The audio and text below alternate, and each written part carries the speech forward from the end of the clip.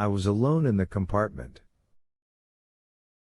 Smoking was not prohibited, but neither was it permitted, sort of half permitted, as usual, well, and depending on the person.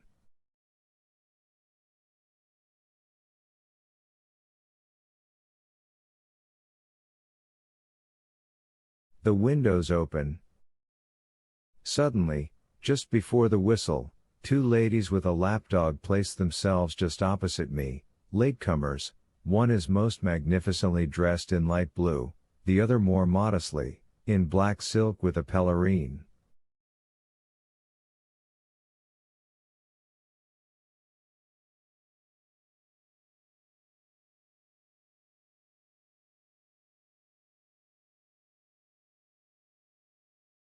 They're not bad looking, have a haughty air, talk in English.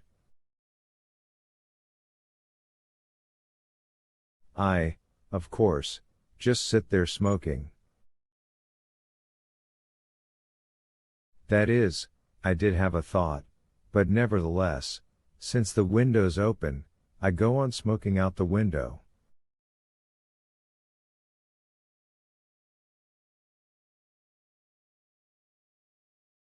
The dog reposes in the light blue lady's lap, a little thing, the size of my fist, black with white paws, even a rarity.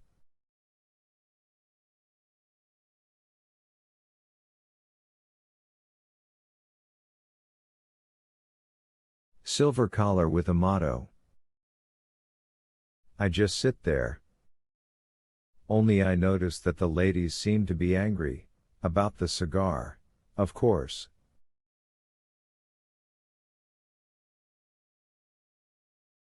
One glares through a lorgnette, tortoiseshell.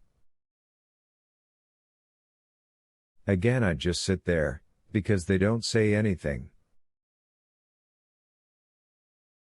If they spoke, warned, asked, for there is, finally, such a thing as human speech.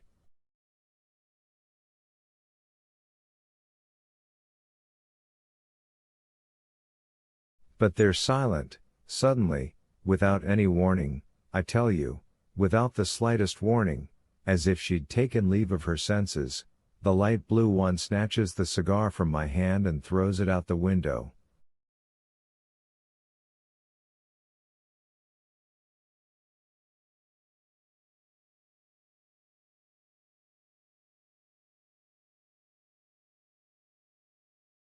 The train flies on. I stare like a half-wit. A wild woman, as if in a totally wild state, a hefty one, though, tall, full, blonde, ruddy, even much too ruddy, her eyes flashing at me.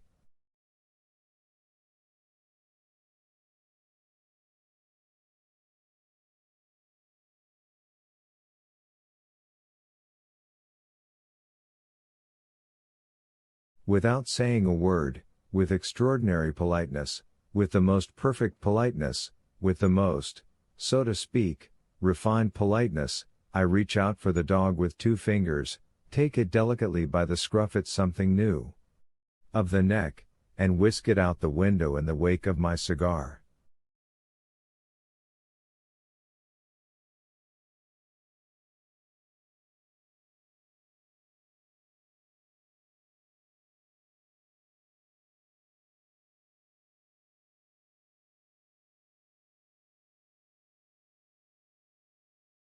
It let out a little squeal. The train goes flying on. You're a monster, cried Nastasia Philippovna, laughing and clapping her hands like a little girl.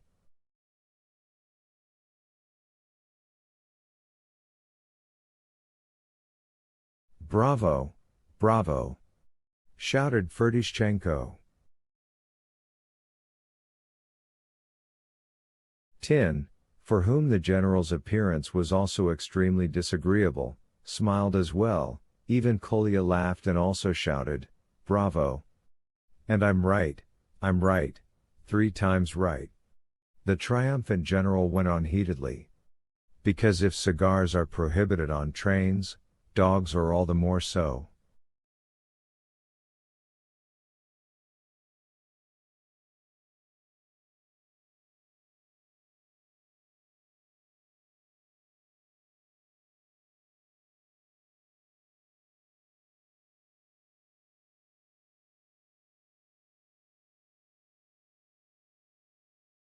Bravo, Papa!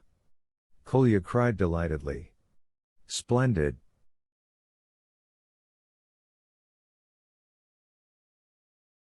I would certainly have done the same thing.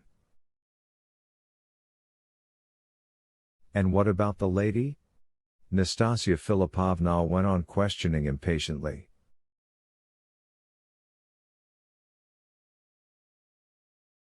Her? Well, there's where the whole unpleasantness lies, the general continued, frowning.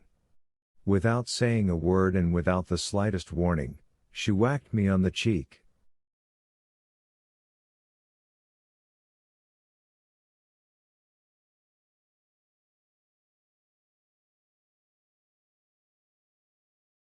A wild woman, in a totally wild state. And you? The general lowered his eyes, raised his eyebrows, raised his shoulders, pressed his lips together, spread his arms, paused, and suddenly said,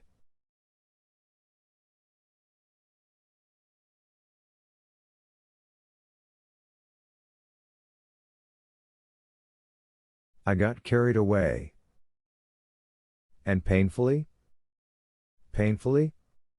Not painfully, by God.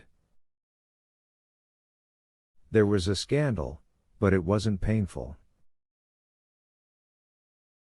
I only waved my arm once, merely in order to wave her away. But Satan himself threw a twist into it. The light blue one turned out to be an Englishwoman, a governess or even some sort of friend of the house of Princess Belokonsky, and the one in the black dress was the princess's eldest daughter, an old maid of about 35.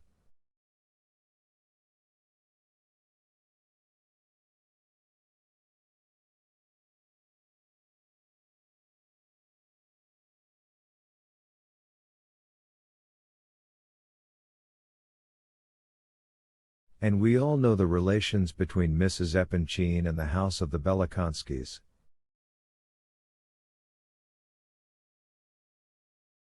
All the young princesses swoon, tears, mourning for their favorite lapdog, the 6 princesses shrieking, the Englishwoman shrieking, the end of the world.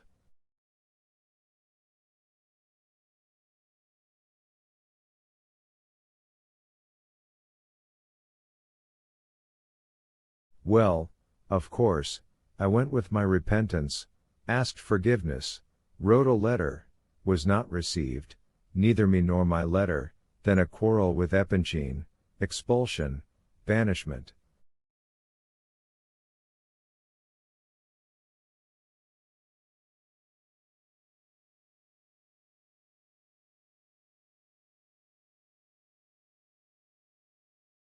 But, excuse me, how is it possible?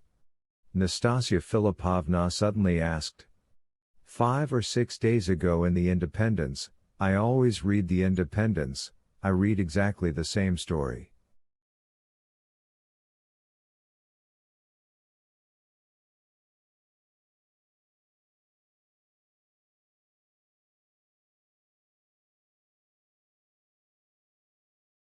But decidedly exactly the same. It happened on one of the Rhine railways, in a passenger car, between a Frenchman and an Englishwoman. The cigar was snatched in exactly the same way, the lapdog was tossed out the window in exactly the same way, and, finally, it ended in exactly the same way as with you.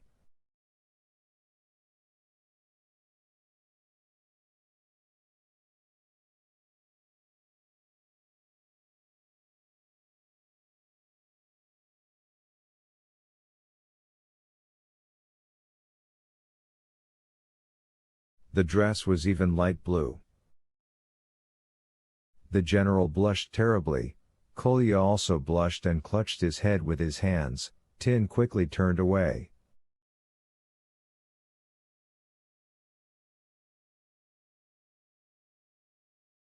Ferdishchenko was the only one who went on laughing. There is no need to mention Ganya. He stood all the while enduring mute and unbearable torment.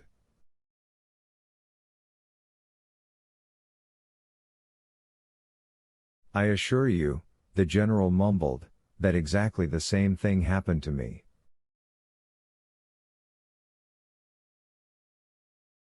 Papa did actually have some unpleasantness with Mrs. Schmidt, the Belakonskys' governess, cried Kolya, I remember.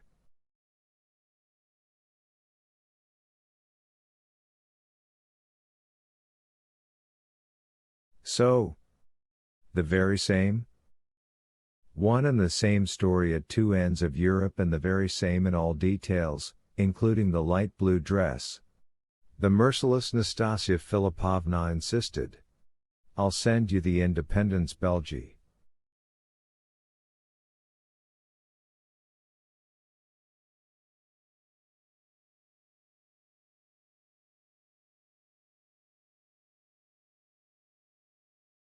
But notice, the general still insisted, that to me it happened 2 years earlier.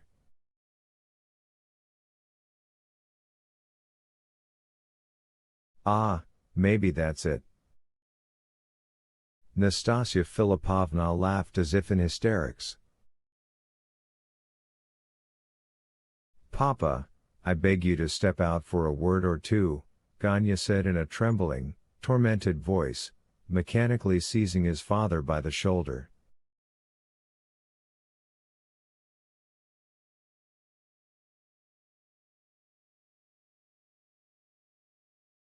Boundless hatred seethed in his eyes. At that very moment an extremely loud ringing came from the doorbell in the front hall.